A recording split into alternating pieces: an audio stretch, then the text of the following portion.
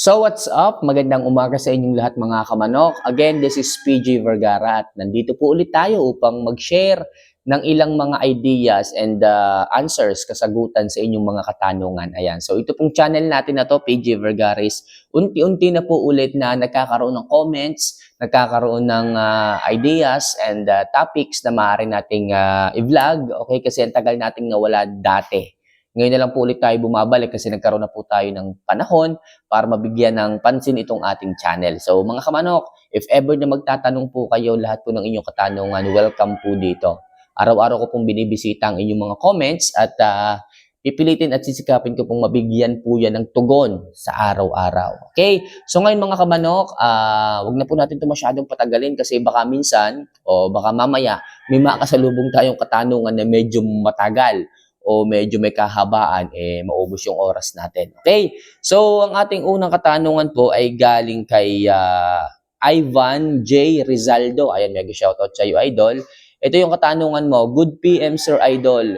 Yung manok ko po, ilang beses ko nang na bacterial flushing. Hindi pa rin nawawala ang halak niya. Naka 3 days, Amtil 500. 3 days, Premoxil tablet. Naka-Sulfar QR tablet pa at powder, may halak pa rin. Ano kaya ang problema, Sir Idol? Sana po mapansin. Ito po palagi yung sinasabi ko sa inyo. Pagdating po sa halak, ito po kasi yung sipon na napabayaan.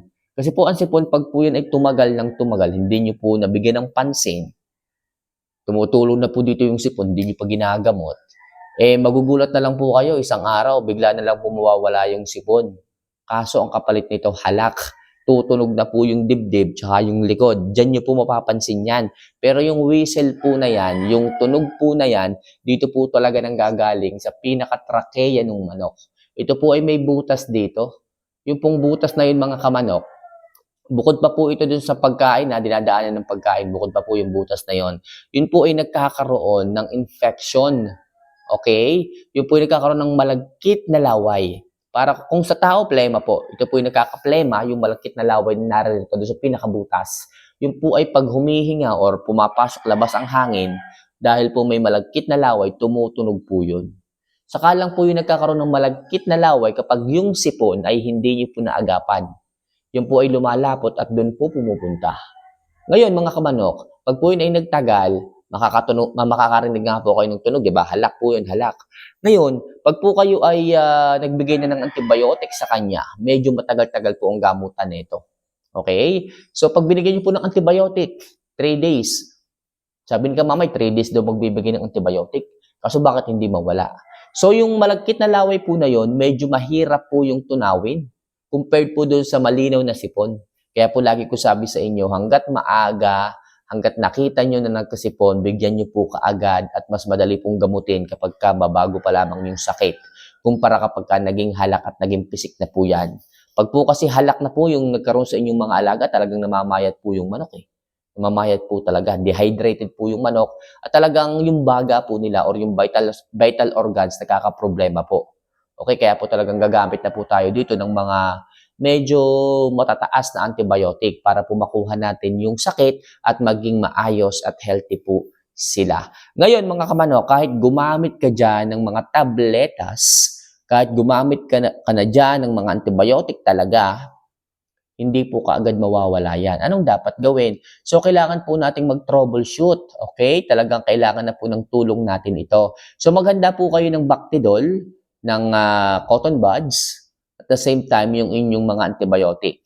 Kung kayo po ay gumamit na ng iba't ibang antibiotic, possible hindi na po yan maaaring gamitin ulit na ibigay kasi immune na po yung bacteria doon sa loob ng katawan ng manok. Kailangan iba naman. Okay, so ipagagamit ko sa iyo at this moment of time is try fast. So pwede mo itong hatiin sa gitna, umaga at hapon ka magbigay, after nitong gagawin natin. So ngayon, yung pinaka-trachea dito, yung windpipe na sinasabi ng iba, ilalabas niyo po yan sa bibig. Ito po yung tanging paraan para po gumaling at maging maayos at healthy ulit ang inyong mga alaga.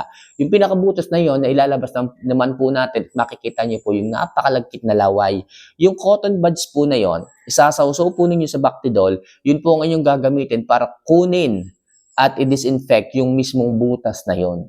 nandoon po yung pinakamalagkit na laway na hindi po kayang ilabas ng inyong mga alagang mga manok kapag po halak na po ang sakit ng inyong mga alaga.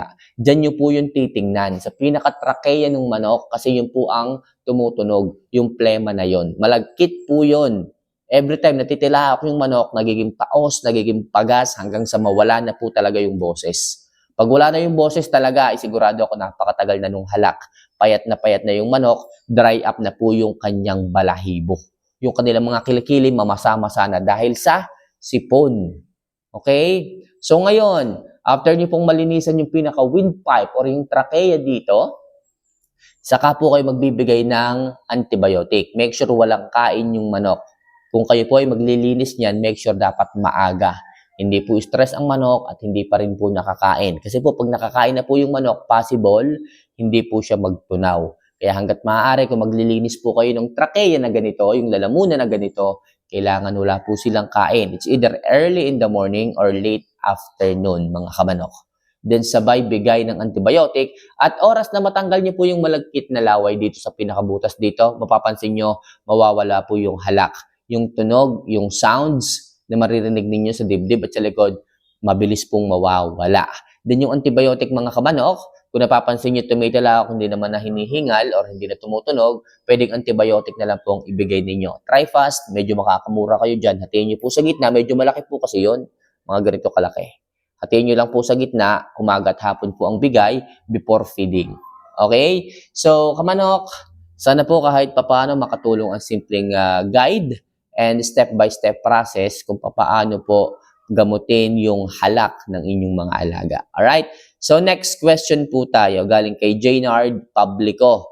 Good evening, Idol. May tanong ako kasi biglang hindi makatayo ang 3 months old na manok ko. Paano po ang gamot dito? Salamat, Idol. Okay, so biglaan po na hindi makatayo. Possible yung iba nating mga alaga dyan. Kung tinamaan po yan ng Marex. Kasi ang Marex po, kalaunan, makikita nyo po magiging limber neck po yan. Okay? So possible yung kanilang mga tuhod, hindi po nila maituwid na ganyan pag nakatayo. Lagi lang po nakaganyan hanggang sa maging paralyzed na po. Yung mga binti po o yung bone health ng manok is napaparalyze po kapag tinamaan ng Marex disease. At kalaunan, pagka napabayaan, nagiging limber neck po ito. Ano po ang dahilan nito? Mga kamanok, yung inyo pong mga alaga, possible,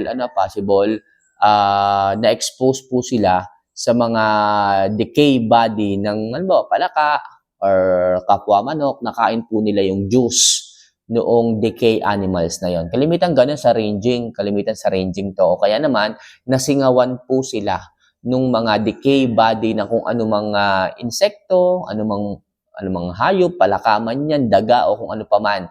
Pero pinaka-worst, pag nakain po nila yon, natuka po nila yon. Kasi syempre yung ating mga manok nasa ranging, hindi natin alam kung may mga palaka ba dyan na nabubulok o kung ano man, yung po kanilang nakakain, natutuka. Siyempre, mga manok yan, kung ano man yung mga minerals dyan, kinakain po nila. At yun po nagiging sanhi na kung saan yung inyong mga alaga, bigla na lang po silang napaparalyze, nalulumpo. So, actually, yung iba sabi nila, wala na daw pong gamot dyan. Kasi Marex po yan, limber neck po yan. So, ang ibinibigay ko dyan, unang-una yung herb bolts. Herb bolts po ito po ay natural supplements na makakatulong po sa inyong mga alaga upang manumbalik po yung magandang bone development ng inyong mga alaga para po makarecover po sila sa Marex, yung leg paralysis ng inyong mga alaga. Naninigas po itong ganitong siko nila.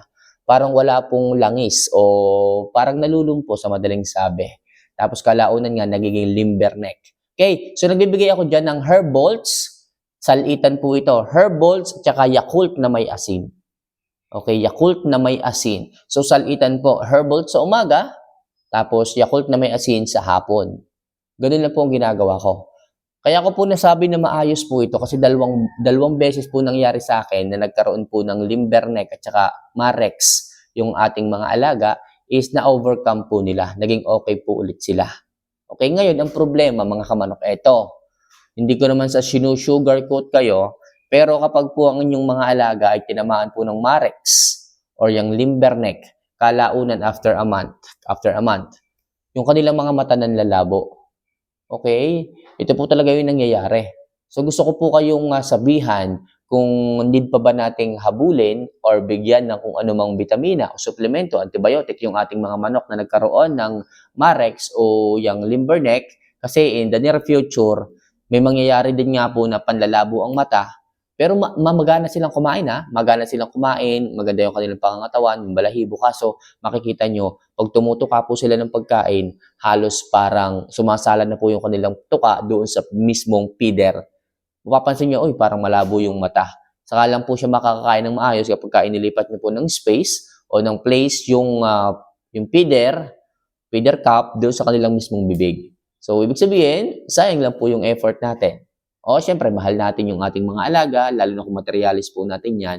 Kaso yun nga po, sa ibang araw, sa ibang buwan, makikita niyo po magi-start na pong malabo ang kanilang mga mata. Yan po ay based sa aking experience lang. Okay, so Jaynard Publico, sana kahit papaano makatulong ang aking simpleng tips at sa makakapanood din po nito. Muli medyo mahaba yung video natin ngayon. So, puputulin ko muna and hopefully makatulong po yung ilang mga katanong at kasagutan na aking ibinigay sa inyo. Muli, this is PG Vergara. See you for our next vlog. Mahal ko po kayo. Paalam.